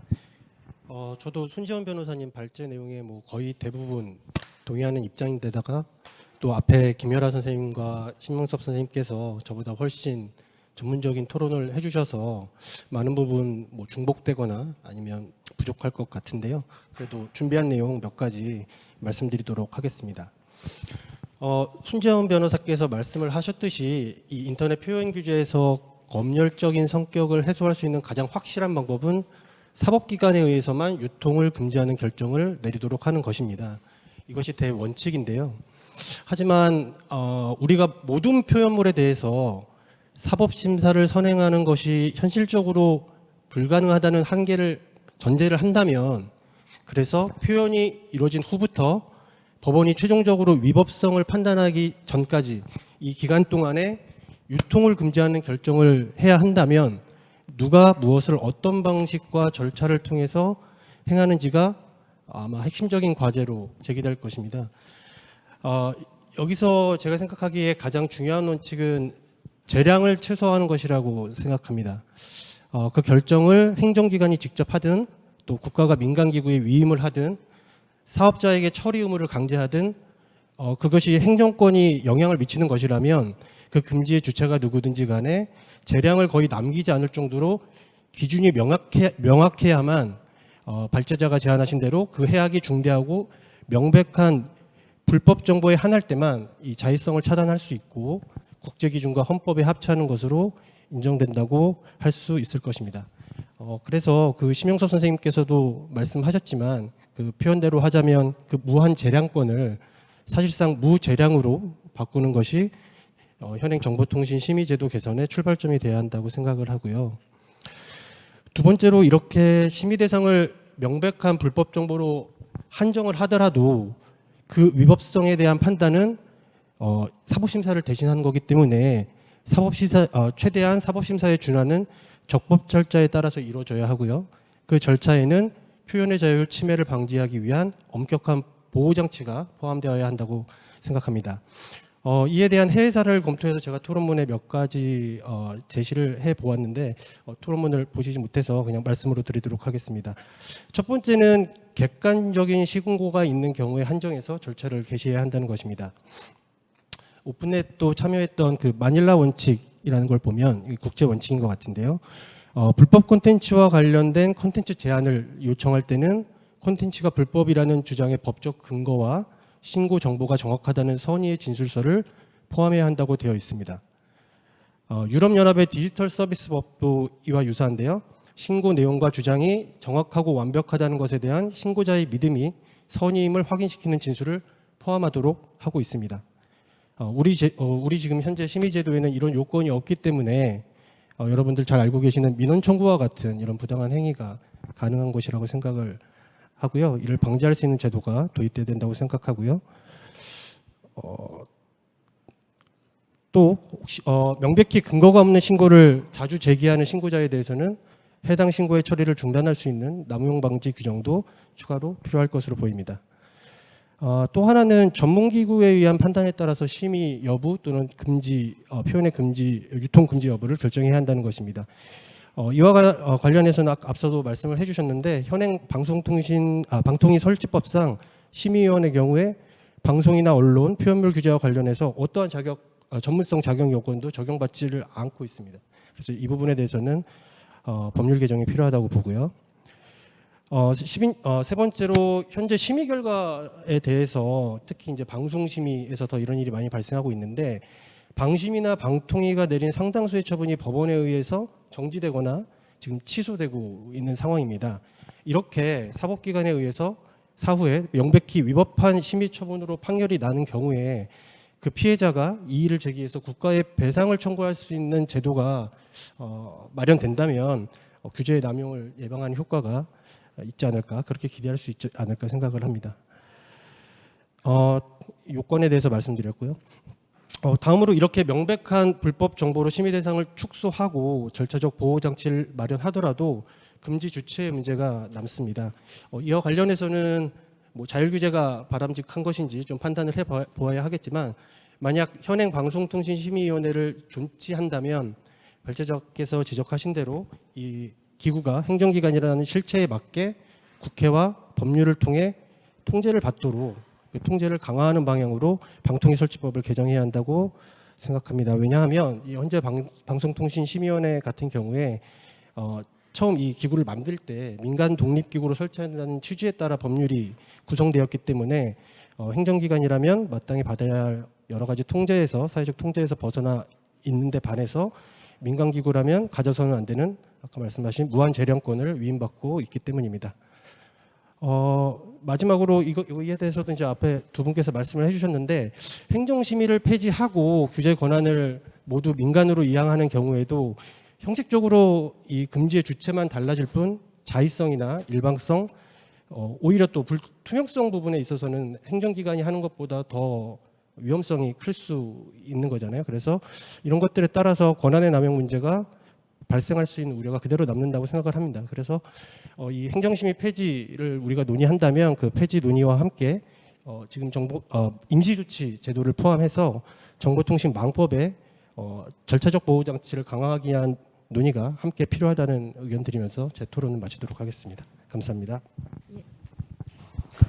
네, 감사합니다. 그러면 희우님. 진보네트워크센터 희우 활동가입니다.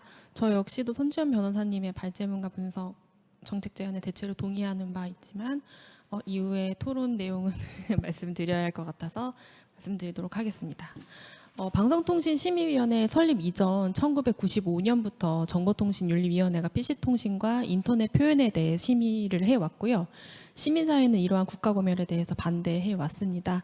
앞서 발제자분과 토론자분들께서 심의 규정으로 인한 검열에 대한 문제점과 사례를 잘 말씀을 해주셨는데 저희 진본에서 호스팅 서비스를 제공하는 단체로서 실제로 저희가 심의와 검열을 당한 사례를 하나만 보태도록 하겠습니다. 방심위는 지난 2011년에 진보넷의 한총련 한국대학 총학생회연합회 홈페이지를 이용 해지하라고 권고한 바 있습니다. 이유는 경찰청의 요청에 따라서 홈페이지를 심의한 결과 이건 대법원으로부터 지속적으로 이적단체로 판결되고 있는 한총련의 행위 등이 사실상 모두 불법이고 그 안에 이적 표현물을 게재하고 있어 국가보안법에서 금지하고 있는 행위를 수행하는 불법 정보에 해당한다는 것이 그 이유였습니다. 저희 진본에서는 2000년부터 한총련 홈페이지에 대해서 웹호스팅 서비스를 제공을 해왔고 이 당시 한총련은 사실 활동이 거의 중단된 상태였습니다. 진본에서는 이 권고를 거부를 했는데요. 그런데 같은 8월 18일에 방통위에서 해당 사이트의 이용 해지, 즉 사이트 폐쇄입니다. 폐쇄를 명하니 이달 26일까지 처리한 후 그 결과를 우리 위원회에게 알려달라고 통보하면서 기한 내 처리되지 않을 시 고발 조치 대우니 이 점 유의하여 주십시오라고 덧붙인 바 있습니다. 사실상 강제성을 띈 조치라고 볼 수 있겠죠. 그래서 결국 8월 26일에 한총련 사이트는 폐쇄되었고 같은 해 11월에 저희 진보넷은 서울행정법원에 명령 취소 소송을 제기를 했습니다. 그런데 이 판결이 2015년이 되어서야 나왔는데요. 대법원은 사이트 폐쇄 명령이 정당하다는 판결을 내렸습니다. 그 이유는 다음과 같은데요. 방송통신심의위원회 그리고 방통위의 요구가 단계적이므로 표현의 자유에 대한 제한이 최소화되었다. 관계 중앙행정기관장의 요청이 있었다. 인터넷의 불법 정보에 대해서는 신속하게 적절한 조치를 피할 필요가 있다. 공익을 보호할 필요성은 매우 큰 만큼 사이트 폐쇄는 이용자에게 큰 제한이 아니다. 개별 정보 삭제만으로 불법 정보를 차단할 수 없는 지경이므로 사이트 폐쇄 외에 표현의 자유를 덜 침해한 방법을 발견하기 어려우므로 과잉 금지가 아니다. 라는 판결이었습니다. 그런데 사이트 폐쇄를 요구하는 것이 단계적인 절차를 거쳤다고 해서 표현의 자유에 대한 제한이 최소화될까요? 결과적으로 이 명령은 거부할 수도 없는데요. 심의 제도가 존재하는 자체가 이미 표현의 자유를 보장한다고 보기는 좀 어렵지 않을까 싶고요. 또 여기 법원은 신속하고 적절한 조치에 대한 필요성도 언급을 했는데 이미 오랫동안 별다른 문제 없이 서비스되어 온 사이트에 어떤 신속한 조치가 필요했는지 의문입니다. 그리고 일괄적으로 접근을 중단시키는 사이트 폐쇄는 긴급하게 보장한 공익보다는 정보 접근권에 대한 제한이 더 크고 이게 심의 대상이 불명확하기 때문에 광범위한 정보를 모두 차단한다는 점에서 문제가 있습니다. 이 판결은 법원이 표현의 자유 및 정보 접근권 제한을 정당화했다는 점에서 조금 아쉬움이 남는데요. 이러한 사례를 볼 때 발제문에서 당연히 전제하고 있지만 방송통신위원회 삭제명령 권한의 폐지가 필요하다는 것을 더 강조하고 싶습니다. 이 삭제명령 때문에 방심위의 권고가 사실상 강제력을 갖는 것이기 때문에 방심위의 심의 권한을 개선하는 것도 필요하지만 방통위 삭제명령 권한의 폐지가 우선시 되어야 할 것입니다. 대안에 대해서도 발제문과 의견을 대부분 같이 하는데요. 아까 전에 그 심의 건수에 대한 이야기를 충분히 들으셨으리라고 생각이 되고요. 그렇다면 이 법원이 이러한 심의를 다 감당할 수 있는지에 대해 의문을 제기한 의견이 있을 수가 있는데요. 하지만 제도만 있다면 충분히 가능하다고 보고 있습니다. 아까 발제자분과 토론자분께서 말씀하셨듯이 2023년의 심의 건수는 이거는 방심위 사이트에 공개되어 있는데 26만 4,920건입니다. 이 중 시정 요구 건수는 25만 건 정도 되고요. 그런데 이미 법원은 통신 사실 확인 자료에 대해서 그 이상의 심사를 담당하고 있습니다. 지난 2023년도에는 29만 8,274건입니다. 그리고 무엇보다도 보다 엄격하게 심의를 할 경우에는 심의 대상 자체가 축소되겠죠. 그러면 심의 건수가 보다 더 감소할 수 있습니다.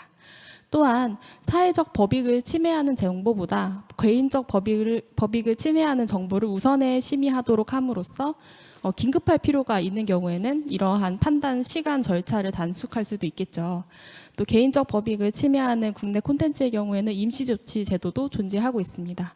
그리고 이렇게 불법성이 명백한 경우에는 이 OSP 온라인 서비스 프로바이더에게 고지만 되더라도 책임 문제 때문에 삭제될 가능성이 큽니다.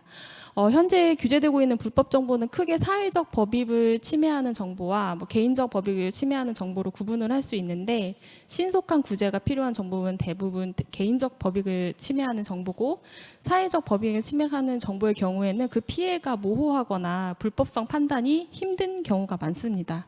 예를 들어 북한 옹호 게시물 등이 과연 국가보안법 위반인지에 대해서 의문인데요. 이거는 정권에 따라서도 판단이 달라질 것이고 긴급성도 부족하다고 생각이 됩니다. 하지만 아까 제가 말씀드렸던 한총련 사이트 폐쇄 사건에서 볼 수 있다시피 법원은 북한 옹호 게시물 등을 국가보안법 위반으로 볼 가능성이 높은데요. 이는 방심위의 행정심의가 폐지되더라도 국내에서 정치적 표현의 자유를 보장하기 위해서 법원을 비롯한 사회적 인식 자체가 변화되어야 한다. 그래서 여전히 조금 갈 길이 멀다. 아직 첫 발도 떼지 못했다라는 문제의식이 있습니다. 그리고 한마디 더 하자면, 아울러 그 개인에게 큰 피해를 입히는 디지털 성폭력의 경우에는 여성의 차별이 구조적으로 작용하는 사안이라서 일반 음란물을 어디까지 규제할 것인지에 대한 고민에 대해서 추가 논의가 이루어져도 좋을 것 같습니다. 네, 제가 굉장히 빨리 말했는데 마지막으로 드리고 싶은 말씀은, 제가 이것만 해도 엄청 길게 말할 수 있는데 한국에서 이 표현의 자유에 대한 토론이 방심위와 같은 오래된 문제를 넘어서 플랫폼에서의 혐오 발언 규제와 같이 좀 새롭게 대두되는 이슈로도 좀 확대될 필요성이 있다고 생각이 됩니다. 예를 들어서 최근 세계에서 이스라엘의 가자지구 학살에 대해서 팔레스타인 측 표현물이 혐오 발언이라는 이유로 오히려 규제되는 등 여러 문제가 발생을 하고 있는데요. 저희가 이제 정보와 표현이 대부분 이제 거대 플랫폼을 통해서 유통되는 현실에서 진짜 중요한 쟁점이 무엇일까? 예를 들어서 플랫폼을 통해서 유통되는 혐오 표현에 대해서 어떻게 대응할 것인지, 어떤 규제가 필요한지, 아니면 대항 표현이라는 자율적인 방식으로 충분한 것인지 등등등, 그리고 자극적인 표현의 유통을 더 쉽게 하는 플랫폼의 알고리즘, 그리고 이를 통한 혐오의 확산에 대해서 시민사회가 할 수 있는 것이 무엇인지 등등의 논의가 앞으로 심도 깊게 이루어졌으면 하는 바람입니다. 저도 대안은 없지만 이렇게 던지고 마무리하도록 하겠습니다. 감사합니다. 네, 감사합니다. 혹시 손변님께서 조금 더 각 토론에 대해서 코멘트 하실 게 있으면 코멘트 하시고 바로 이제 플로어 질문 받도록 하겠습니다. 플로어 질문 먼저 받을까요? 마무리. 혹시 질문 토론자분들께 궁금하신 점도 하셔도 됩니다.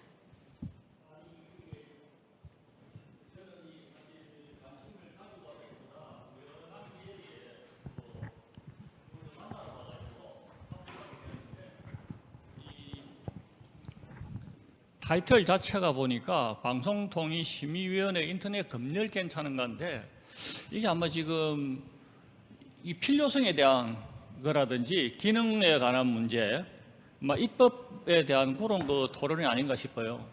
그리고 이게 제일 전체적으로 타이틀을 올 12칼럼인데 보니까 딱 특징이 있어요. 저기 가버넌스가 들어가 있는데, 이번에 가버넌스가 하나 있고, 그 다음에 사이버 보안 쪽에 4번 사이버 안보 거버넌스가 있고, 그 다음에 세 번째 트랙에 거버넌스 보고에 보면 12에 거버넌스가 들어있어요. 근데 거버넌스의 의미를 갖다가 이 세 군데 다 붙여놨어요. 모든 부분이 거버넌스가 많은 것처럼 들어가 있는데, 이게 왜 이런 식으로 거버넌스가 들어가 있는지, 저는 개인적으로 보면 방송통일심의위원회 지금 기능이 필요한 거 아닌가, 그 부분에 대한 지금 토론을 지금 하고 있는 것 같고, 그리고 제일 마지막에 우리 희우 진보 네트워크대가 있네요. 이분 이야기하시는 거 보면은 법원 판결에 대한 이의라든지 몇 가지 있는데, 조금 지나친 부분이 좀 있다 하는 생각이 듭니다. 방금 한 총련도 이야기를 하셨는데 제 근처에 지금 최근에 며칠 전에 그 보면은 그 시대가 많이 흘렸습니다만은 우리가 알고는 넘어가야 될 부분이다 싶습니다. 국가보안법 폐지, 공안 탄압 분쇄 해가지고 변호사비 모금이라는 게 제 지인한테 온 게 있습니다. 근데 사실은 아직도 이적이라든지 기타 국가안보 문제에 커다란 그 위해를 가할 수 있는 그런 조직들이 저는 개인적으로 지금 있다고 봅니다. 예, 선생님 죄송한데 저희가 시간이 많지 않아 가지고요. 예. 그러면 의견을 말씀을 해주신 것 같아가지고 예, 의견 감사하게 잘 들었습니다. 그 뭐 카테고리의 문제는 저희가 주최 측에다가 얘기를 문의를 한번 해서 다음번에 어떻게 더 이렇게 알차게 구성을 할지 물어보도록 하겠습니다. 네. 혹시 다른 플로어에서 다른 질문 있으신가요? 예, 그럼 손변님께서 마무리 코멘트 해주시고 예, 오늘 세션 마감하면 되겠습니다.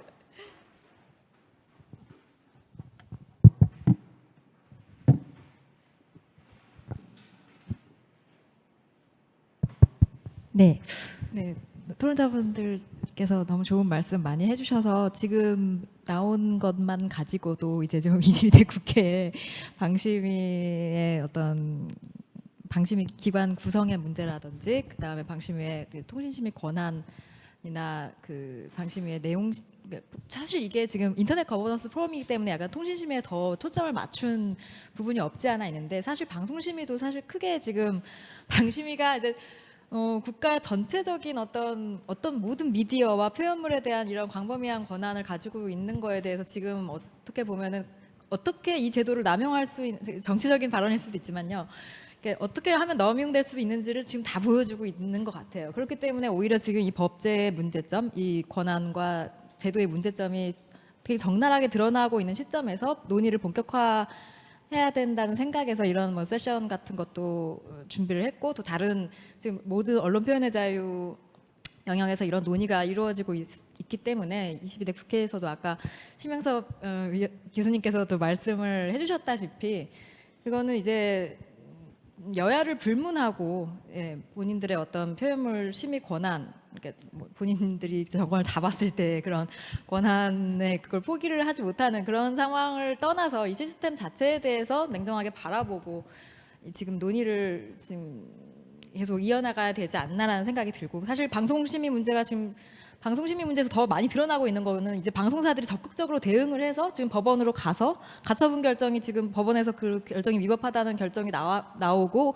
그게 이제 불법한 심의라는 게 지금 드러나고 있기 때문에 좀 더 많은 증거들이 확보가 되고 이 제도의 문제점이 또 드러나고 있게 되는 있는 시점이고요. 그래서 방송심의 같은 경우도 사실은 똑같죠. 공정성 심의, 굉장히 공정성이라든지 객관성이라든지 이것도 굉장히 추상적인 심의 기준인데 이거를 통해서 지금 남용이 되고 있는 현실 그런 걸 다 고려했을 때 지금 이런 제도 개선이 시급하지 않나라는 생각이 들고 또 아까 그 생각을 또 해봤어요. 김여라 팀장님께서 말씀하셨듯이 이제 자율규제 지금 모든 분들이 자율규제에 대해서 동의를 하시면서도 그 실효성이라든지 그게 과연 정말로 잘 작동될 것인가 그리고 또 이게 옳은 것이 맞는 것인가 읽은 것이 맞는 것인가를 다 고민을 하고 계신다고 생각해요. 뭐 이건 모든 이제 규제 개선을 주장하는 쪽에서도 계속 고민을 해야 되는 지점이라고 생각하고 하고 있는데 옛날에 그